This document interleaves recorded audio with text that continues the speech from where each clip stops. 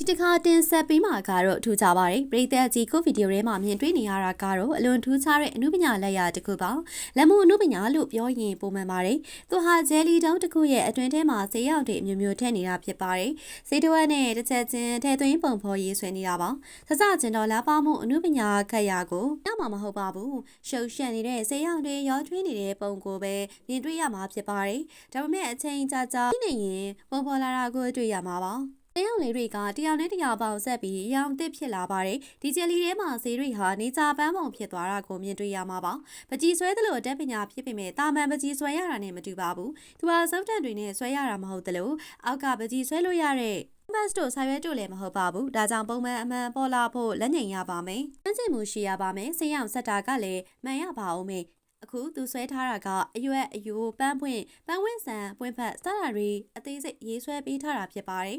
အယိုးဆိုလဲစိမ့်နေအောင်အယိုးလေးတွေနဲ့တကယ်တူအောင်လုပ်ထားပါတယ်အရွက်ဆိုလဲအရွက်ပုံစံနဲ့အနီးဆက်စုံတူအောင်လုပ်ထားတာဖြစ်တယ်ဒါကြောင့်ဒီလက်ရာတွေဟာဝယ်ယူနိုင်ဖို့လည်းအရေးကြီးပါတယ်ဒီလိုဂျယ်လီတွေဟာနောက်ဆိုမွေးနေ့တွေမှာတော့မွေးနေ့ကိတ်အနေနဲ့သုံးလနိုင်လောက်ပါတယ်။အရသာကတော့ဘလို့နေမဲမပြောတတ်ပါဘူး။မြန်မာမှာလည်းဒီလိုသူမတူတဲ့ဖန်တီးမှုမျိုးတွေမကြခင်ရှိလာနိုင်ပါတယ်။ကျွမ်းကျင်မှုနဲ့လာပမှုအပေါ်လိုက်ပြီးဈေးလဲကွာခြားနိုင်ပါတယ်။